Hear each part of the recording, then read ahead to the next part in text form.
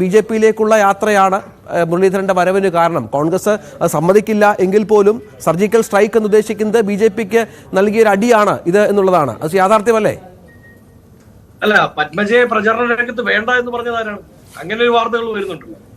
പത്മജ അങ്ങനെ വസന്തേ അടിസ്ഥാനരഹിതമായ കാര്യങ്ങളൊന്നും പറയല്ലേ? ആരങ്ങനെ പറഞ്ഞിട്ടുള്ളത്? അല്ലല്ല കേൾക്കൂ. ഞാനിപ്പോ ചർച്ച നടത്തുന്നത് വസന്തേ ബിജെപിയുടെ ജില്ലാ കമ്മിറ്റി ഓഫീസിൽ നിന്ന് വിളിച്ചിട്ടാണ്. വസന്ത് 2 ദിവസം മുമ്പാണ് ഇവിടെ വന്നത്. നിങ്ങൾ ഇങ്ങനെ അടിസ്ഥാനരഹിതമായിട്ടുള്ള കാര്യങ്ങളൊന്നും പറയല്ലേ? ആരാ പറഞ്ഞത്? പത്മജ വരുമോ പ്രിന്റോ അവിടെ പ്രചരണത്തിന്? തൃശ്ശൂരിൽ പത്മജ വരുമോ? പ്രിന്റോ തൃശ്ശൂരിൽ പത്മജ വരുമോ പ്രചരണത്തിന്? എന്തോ സംശയം? പത്മജ വരും. പത്മജ വന്നല്ലോ, ഇവിടെ ഞങ്ങളുടെ ഓഫീസിൽ വന്നല്ലോ. ഞങ്ങൾ അവർക്ക് സ്വീകരണം കൊടുത്തല്ലോ. അവർക്ക് പാർട്ടി നിശ്ചയിച്ച സ്ഥലങ്ങളിലൊക്കെ പത്മജ പോകും. പാർട്ടി എവിടെയൊക്കെയാണോ നിശ്ചയിച്ചിട്ടുള്ളത് അവിടെയൊക്കെ പത്മജ സഞ്ചരിക്കും. അതിലൊന്നും ഒരു സംശയവും വേണ്ട. തൃശ്ശൂരിൽ വസന്ത് അതെ, ഇത് പ്രശ്നം എവിടെയാണെന്നറിയോ? പ്രിന്റ് പറഞ്ഞു ഞാന് അടിസ്ഥാനരഹിതമായ കാര്യം പറഞ്ഞു. അപ്പൊ നേരത്തെ പ്രിന്റ് പറഞ്ഞ പ്രതാപന്റെ പരിഭവം അതും അടിസ്ഥാനരഹിതമാണ് എന്ന് കരുതിയാൽ മതി.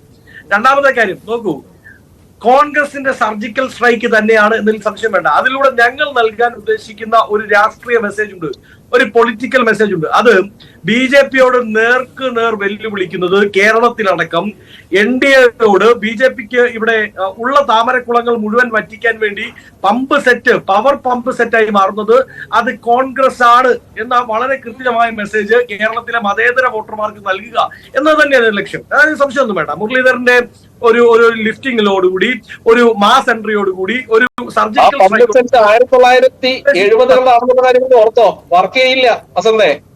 നിങ്ങളുടെ പമ്പ് സെറ്റ് 1970 പമ്പ് സെറ്റാ. ആ വർക്ക് കണ്ടീഷൻ ഉണ്ടാവില്ല.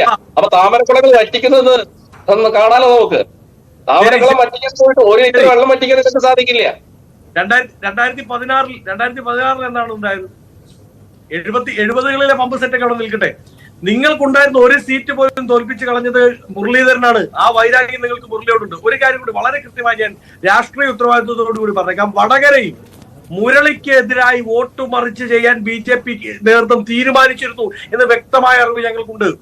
വടകരയിൽ ശ്രീ മുരളീധരൻ കാൻഡിഡേറ്റ് ആകുമ്പോൾ ബിജെപിയുടെ സ്ഥാനാർത്ഥി അവിടെ ദുർബലനാണ്. അങ്ങനെ വരുമ്പോ ആ വോട്ട് മുഴുവൻ മറിച്ച് CPM-ന് കൊടുത്ത് മുരളിയെ തോൽപ്പിക്കാനുള്ള ഒരു തീരുമാനം ആർക്കുണ്ടായിരുന്നു? ബിജെപിക്ക് ഉണ്ടായിരുന്നു എന്നുള്ള വ്യക്തമായ ഇൻഫർമേഷൻ ഞങ്ങൾക്കുണ്ടെന്നേ. തൃശ്ശൂരിലേക്ക് വരുമ്പോൾ അത് നടക്കില്ല. കാര്യം തൃശ്ശൂരിൽ ബിജെപിയോട്ട് ഇവർ ആർക്കും മറിക്കും? സുനിൽകുമാറിന് മറിക്കാൻ പറ്റുമോ?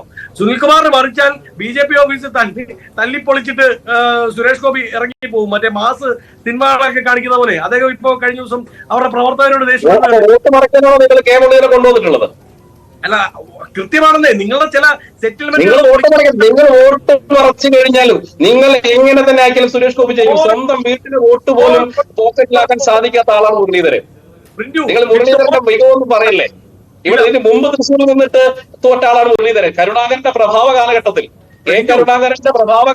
തൃശ്ശൂരിൽ നിന്ന് തോറ്റ ആളാണ്. നമുക്കത് കാത്തിരുന്ന് കാണാം. കാരണം പ്രചരണം അങ്ങനെ പൊടിപൊടിക്കുകയാണല്ലോ. നമുക്ക് അതിലേക്ക് വരാം. പ്രധാനപ്പെട്ട അതിഥികൾ തുടരുന്നു.